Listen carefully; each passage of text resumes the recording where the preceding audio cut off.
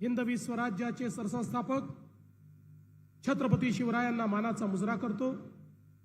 भारतीय राज्यघटनेचे शिल्पकार भारतरत्न डॉक्टर बाबासाहेब आंबेडकर यांना मानवंदना अर्पित करतो। ज्यांची 300वी जयंती आपण साजरी करतो आहे त्या लोकमाता पुण्यश्लोक अहिल्यादेवी होळकर यांच्या चरणी नतमस्तक होतो। आणि आज या सभेमध्ये आपल्याला संबोधित करण्याकरता उपस्थित झालेले भारताचे लोहपुरुष, भारत सरकारचे कणखर आणि कर्मठ केंद्रीय गृह आणि सहकारिता मंत्री श्री अमितभाई शहा यांचं अख्ख्या नांदेडच्या वतीनं मी या ठिकाणी स्वागत करतो।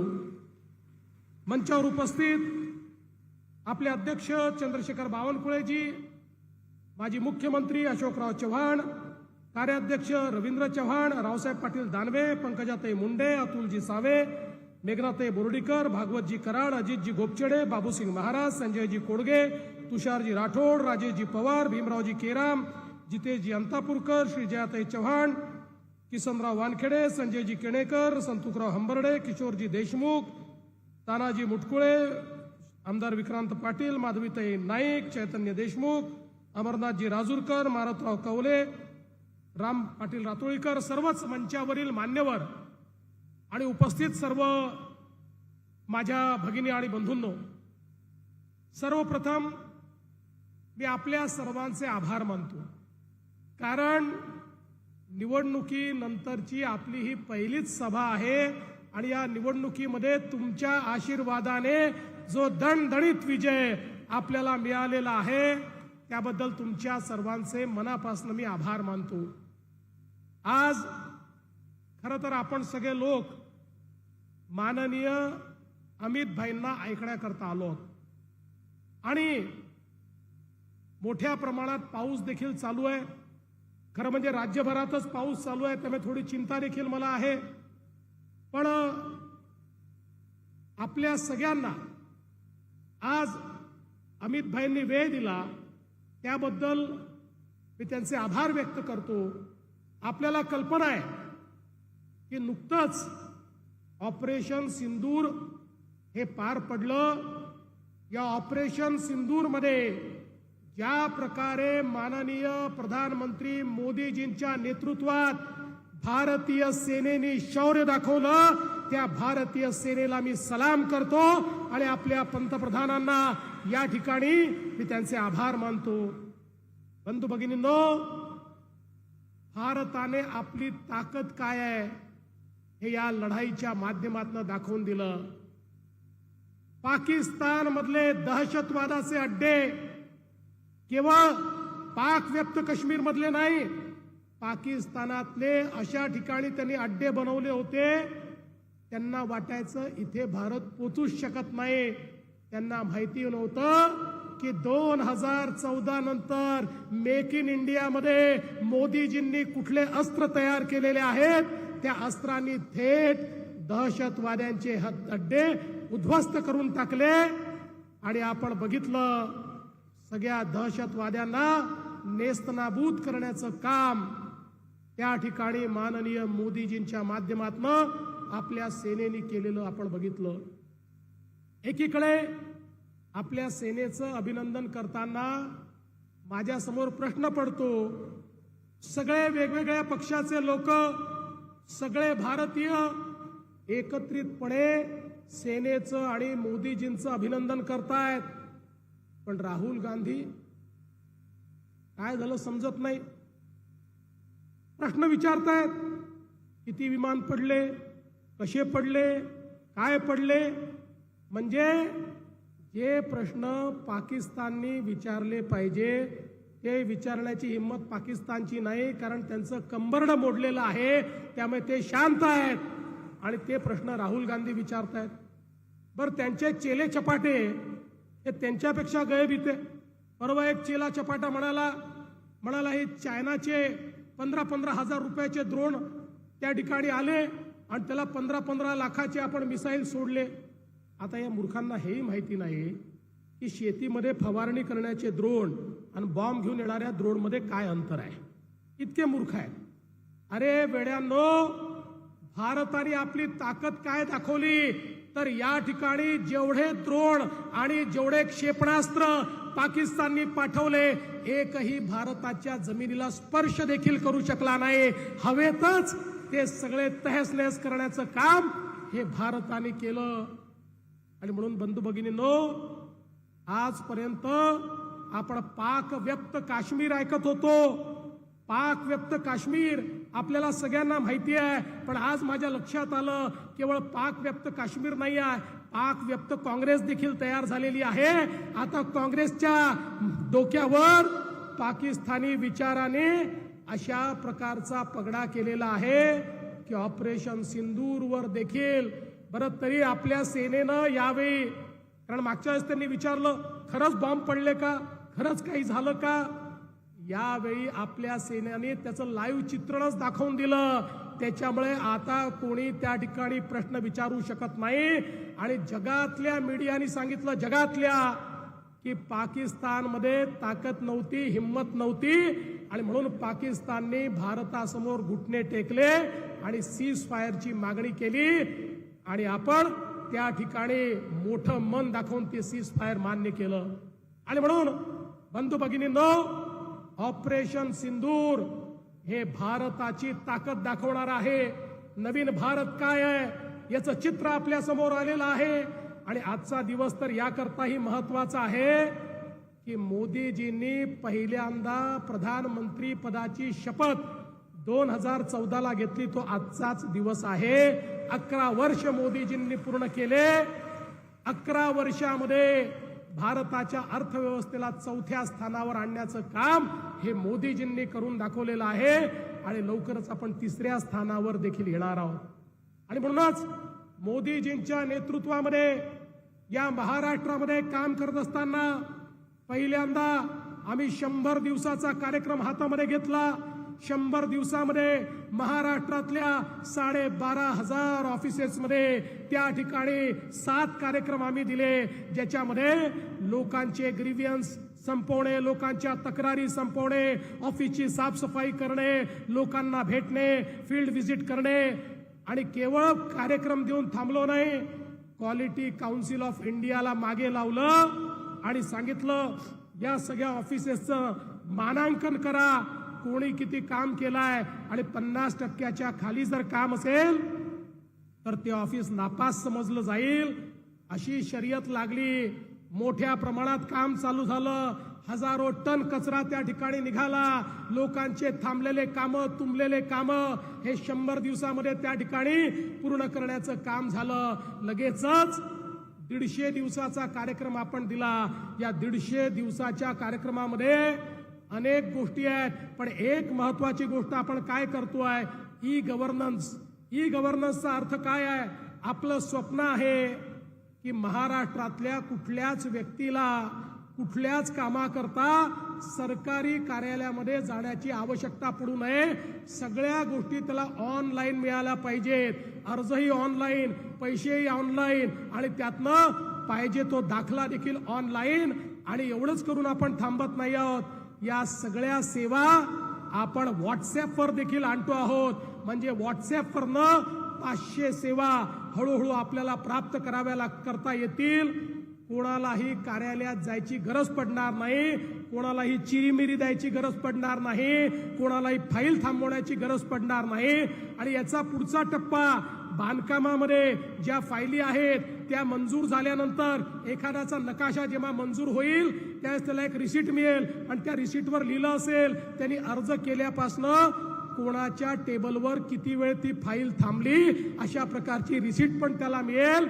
म्हणजे झारीतले शुक्राचार्य कोण आहेत हे देखील आपण या ठिकाणी शोधून काढणार आहोत.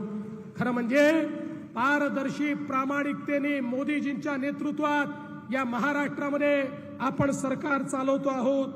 आणि मला हे देखील सांगितलं पाहिजे, आपलं ही जी कारकीर्द आहे या कारकिर्दीचं आपलं ब्रीदवाक्य काय आहे, तर आपल्याला मराठवाड्याला दुष्काळ मुक्त करायचं आहे. आणि त्या दृष्टीने मोठ्या प्रमाणात नदी जोडचे कामं आपण हातामध्ये घेतो आहोत. जवळजवळ 1 लाख कोटी रुपयाचे नदी जोड प्रकल्प हातामध्ये घेऊन या ठिकाणी मोठ्या प्रमाणामध्ये मराठवाड्याच्या कानाकोपऱ्यात पाणी पोहोचवण्याचं काम आपण त्या ठिकाणी करू. आपल्याला माहिती आहे बाभळी प्रकल्पाला आपण 771 कोटी रुपये दिले, उनकेश्वरसाठी 232 कोटी रुपये दिले आणि आता इतक्या वर्षानंतर लेंडीचं गॉज फिलिंग देखील आपण सुरू केलेलं आहे. तोही प्रकल्प पूर्ण करण्याचं काम हे आपलं सरकार या ठिकाणी करत आहे. आणि एवढंच नाही तर मोठ्या प्रमाणामध्ये जालना नांदेड आपला जो समृद्धी महामार्ग आहे अशोकरावांनी त्या ठिकाणी सूचना केली होती आणि तो समृद्धी महामार्ग आता आपण पूर्ण करणार आहोत. वर्धा यवतमाळ नांदेड रेल्वेचं काम आपण पूर्ण करतो आहोत. नांदेडमध्ये या ठिकाणी वेगवेगळ्या प्रकारची जी रेल्वेची कामं थांबलेली आहेत त्यालाही गती देण्याचं काम आपण करतो. नांदेडला वेगवेगळ्या राज्यांशी जोडण्याचं काम देखील मोठ्या प्रमाणात आपण हातामध्ये घेतलंय. आणि हे सगळं करत असताना नानाजी देशमुख कृषी समृद्धी योजनेच्या अंतर्गत त्याचा टप्पा 2 आपण हातामध्ये घेतलाय. शाश्वत शेती हा आपलं ब्रीदवाक्य आहे आणि त्या माध्यमातून 5,000 कोटी रुपयाची गुंतवणूक ही आपण शेतीमध्ये दरवर्षी करण्याचं ठरवलेलं आहे.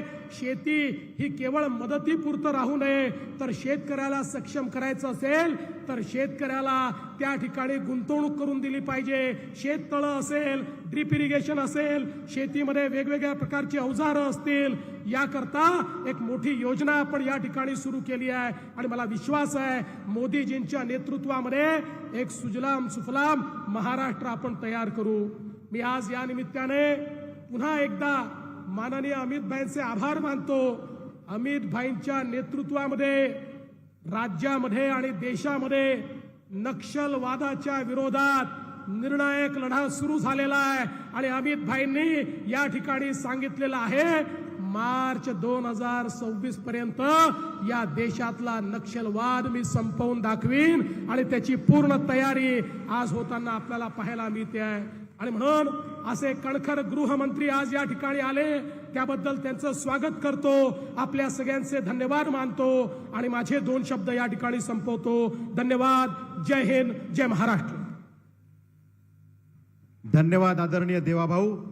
यानंतर देश भर में जो संगठन पर्व शुरू था उसमें महाराष्ट्र प्रदेश की ओर से बहुत अच्छी कामगिरी करते हुए 1.5 करोड़ सदस्यता नोंदनी पंजीकरण हो चुका है और ये एक प्रकार से विक्रम प्रस्थापित करने का काम किया है. हमारे प्रदेश अध्यक्ष महोदय सम्माननीय चंद्रशेखर जी बावनकुले साहब और सम्माननीय रविंद्र चौहान साहब आदरणीय कार्याध्यक्ष, इन्होंने महाराष्ट्र भर प्रवास कर इस अभियान को ताकत दी और हर कार्यकर्ता ने इसमें उचित कामगिरी करते हुए ये नोंदनी की है, ये पंजीकरण किया है. प्रातिनिधिक स्वरूप में यह पंजीकरण केंद्र को हम सुपुर्द कर रहे हैं. इसके बाद देश के सम्माननीय गृह मंत्री तथा सहकारिता मंत्री आदरणीय अमित भाई शाह, इनसे हम विनती करते हैं कि शंखनाद महासभा को इस शंखनाद महासभा को आप संबोधित करें.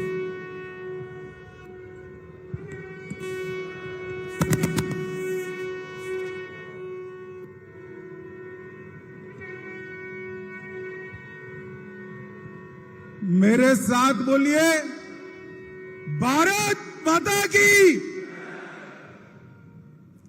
क्यों भाई, क्या हो गया नांदेड़ वालों की आवाज को?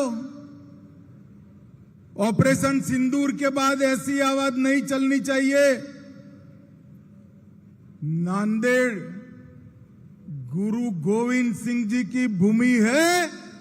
यहां से पाकिस्तान तक आवाज पहुंचे ऐसे प्रचंड आवाज से बोलना है. मेरे साथ दोनों हाथ उठाइए, जरा उठाइए सभी लोग दोनों हाथ. ऑपरेशन सिंदूर के सफलता के संकल्प की मुट्ठी बींचे और प्रचंड आवाज से बोलिए, भारत माता की, भारत माता की. जय जय जय जय जय शिवाजी. जय जय जय जय जय भवानी.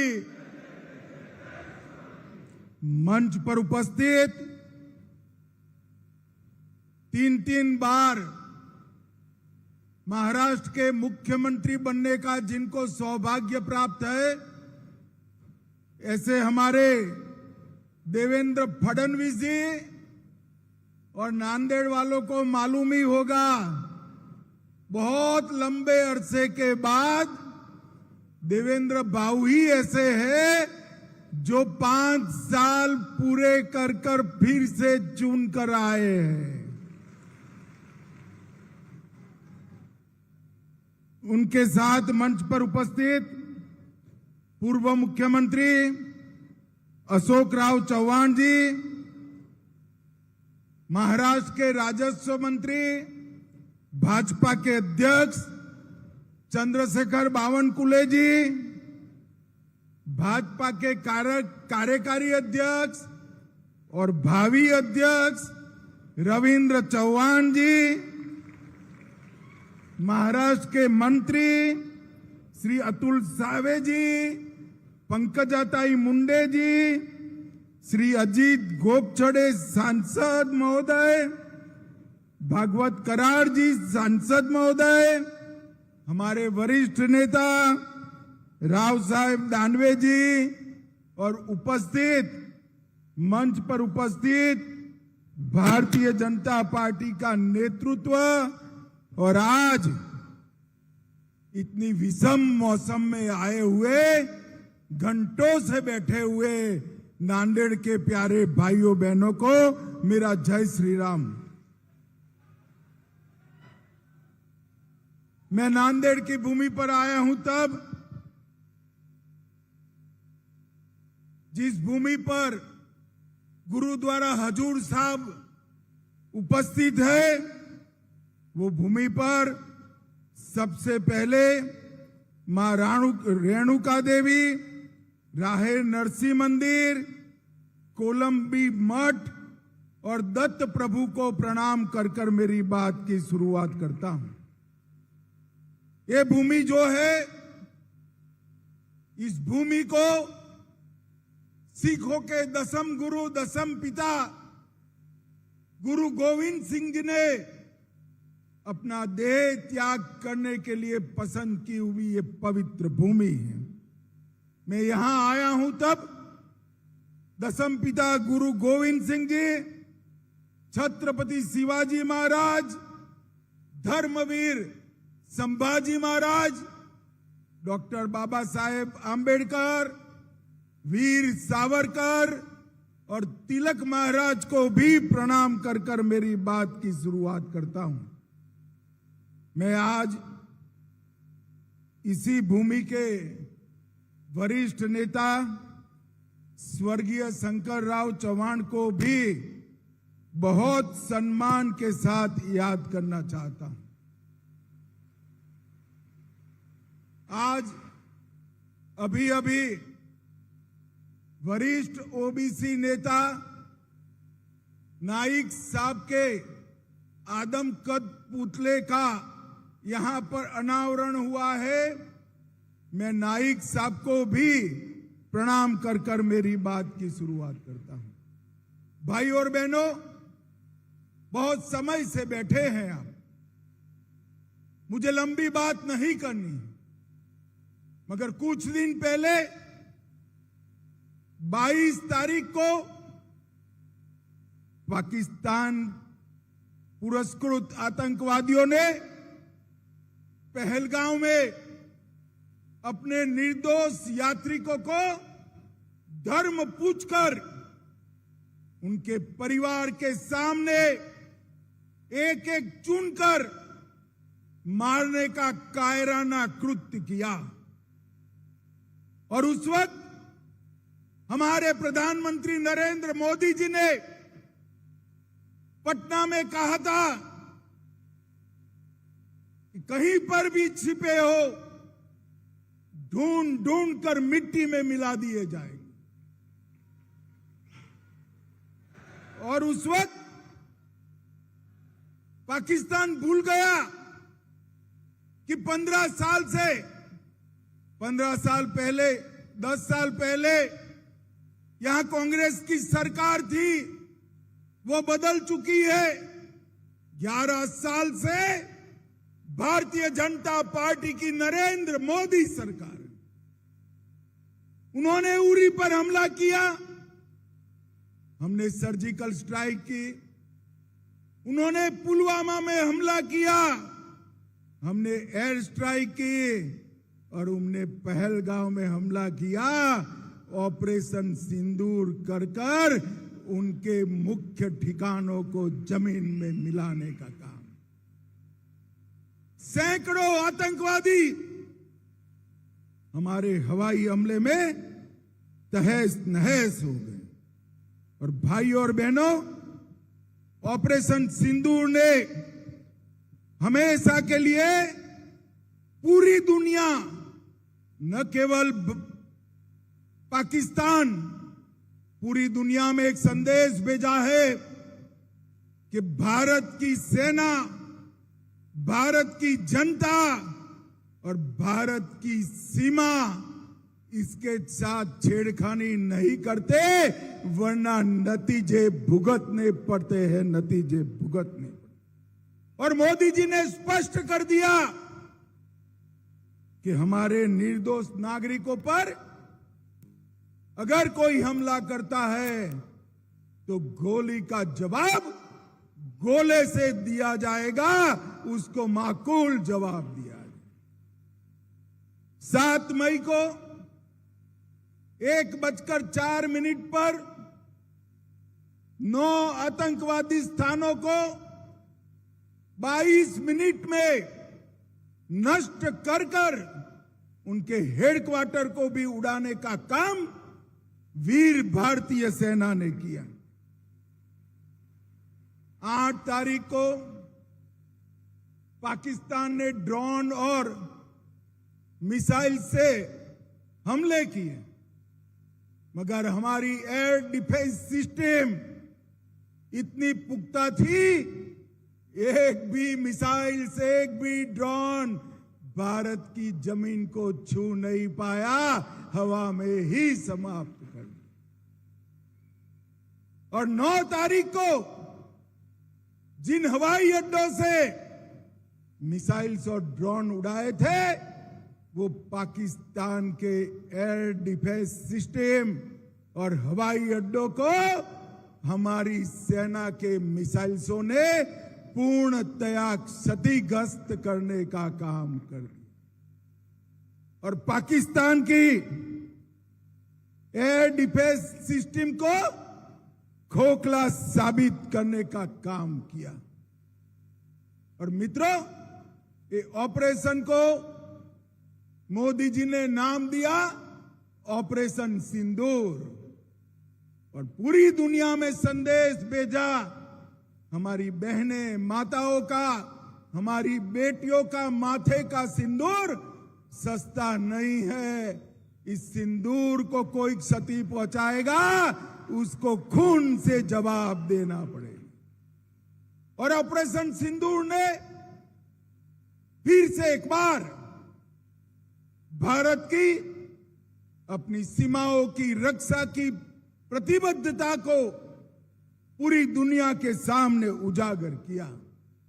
और मोदी जी ने सिद्ध कर दिया, ये नया भारत है। 2047 में हमें विकसित भारत तो बनना है, पर ऐसा भारत भी बनाना है जिसके सामने कोई आंख उठाकर देख न पाए, ऐसे भारत की रचना करनी। जब ऑपरेशन सिंदूर चल रहा था, तभी एक ऑपरेशन ब्लैक फॉरेस्ट भी चल रहा था। छत्तीसगढ़ में 5000 फुट ऊंची पहाड़ी पर नक्सलवादियों के अड्डों को हमारी सीआरपीएफ, छत्तीसगढ़ पुलिस और बीएसएफ ने मिलकर ध्वस्त कर दिया।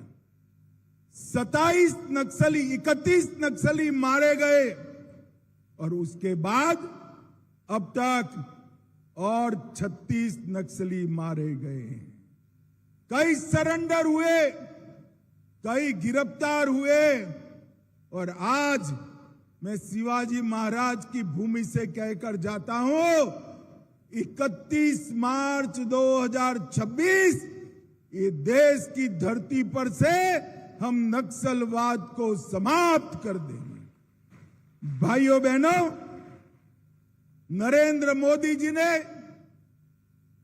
सिंधु जल समझौता भी रद्द कर दिया, जो जवाहरलाल जी कर गए थे। मोदी जी ने स्पष्ट कर दिया, खून और पानी एक साथ नहीं बहेंगे।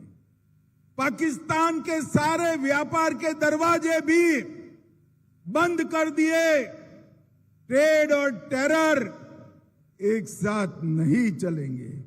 और उनको कहा कि अब की बार अगर हिमाकत की तो जवाब ऐसा मिलेगा जो आपकी पुश्तें याद करेगी, पुश्तें याद करेगी। भाइयों बहनों, जब ऑपरेशन सिंदूर के बाद मोदी जी ने निर्णय किया कि ये देश का मसला है, सारे देश के एमपीज, अलग अलग पार्टियों के एमपी मिलकर दुनिया के हर देश में जाकर पाकिस्तान का आतंकवादी चेहरा दुनिया के सामने बेनकाब करेंगे। सर्वदलीय प्रतिनिधिमंडल बने तो उद्धव सेना के एक प्रमुख नेता ने कहा ये किसकी बारात जा रही, मुझे मालूम नहीं होता ये उद्धव सेना को क्या हो गया है। ये बाला साहब की पार्टी हुआ करती थी एक जमाने में, आज बाला साहब होते तो ऑपरेशन सिंदूर के लिए मोदी जी को गले लगा लेते, गले लगा लेते। और ये उद्धव सेना सर्वदलीय प्रतिनिधिमंडल जिसमें उनके भी मेंबर गए हैं, उसको बारात कहने का काम करती है। भाइयों बहनों, मराठावाड़ में देवेंद्र जी ने एक बहुत बड़ा कार्यक्रम शुरू किया था। यहां के हमेशा अकालग्रस्त इलाके को पानी से लबोलब करने का, और 2019 में 40,000 करोड़ की लागत से मराठावाड़ वाटर ग्रिड प्रोजेक्ट चालू किए। 11 प्रमुख बांधों को पाइपलाइन से जोड़कर हमारे मराठावाड़ के एक एक गांव में, एक एक खेत में पानी पहुंचाने का काम शुरू किया था। और बीच में धोखा देकर अगाड़ी सरकार बनी, उसने पूरा काम रुकवा दिया। अब देवेंद्र बाबू फिर से मुख्यमंत्री बने हैं। ये 5 साल में मराठावाड़ के एक एक गांव में पानी पहुंचने वाला है। और सम्राट अशोक के समय से हमेशा अकाल को झेलने वाला एक किसानों का प्रदेश पानी से लबोलब हो जाएगा। कोंकण पानी हमारे मराठावाड़ के गांव में, घरों में और खेत में पहुंचे, ऐसी व्यवस्था होगी। आज एक विशेष बात भी मैं करना चाहता हूं। मोदी जी ने अपनी महान मराठी भाषा को क्लासिकल लैंग्वेज ये उपनाम देकर पुरस्कृत करने का काम किया है। कितने सालों से मराठी भाषा को क्लासिकल लैंग्वेज का दर्जा देने की मांग थी। शरद राव कितने साल केंद्रीय मंत्रिमंडल में रहे, एक बार भी कुछ नहीं किया। मोदी जी ने मराठी भाषा को शास्त्रीय भाषा, क्लासिकल लैंग्वेज का स्टेटस देने का काम किया। और आने वाले दिनों में देवेंद्र जी के नेतृत्व में महायुति की सरकार महाराष्ट्र को फिर से एक बार देश में नंबर 1 बनाने का रास्ता प्रशस्त करी है। मोदी जी ने तय किया है कि 2047 में विकसित भारत बनेगा। मुझे पूरा विश्वास है कि विकसित भारत बनाने में शिवाजी महाराज की ये धरती, तिलक महाराज और सावरकर की ये धरती का सबसे बड़ा योगदान होगा और देश में सबसे पहले विकसित महाराष्ट्र बनेगा और वो ही रास्ते पर विकसित भारत बनने का रास्ता प्रशस्त होगा। आज बारिश होने के बावजूद भी आप इतनी बड़ी संख्या में आए। भारतीय जनता पार्टी की सरकार, मोदी जी, देवेंद्र जी का समर्थन किया और ऑपरेशन सिंदूर को अंजाम देने वाले हमारे सेना के जवानों को आपने समर्थित करने का काम किया है। आप सभी का मैं बहुत बहुत धन्यवाद करता हूं। मेरे साथ दोनों हाथ उठाइए, जरा एक बार उठाइए दोनों हाथ। विजय के संकल्प की मुट्ठी बींचे और प्रचंड आवाज से बोलिए, भारत माता की वंदे वंदे वंदे। सभी का बहुत बहुत धन्यवाद। माननीय चंद्रशेखरजी बावनकुळे यांच्या उपस्थितीमध्ये आता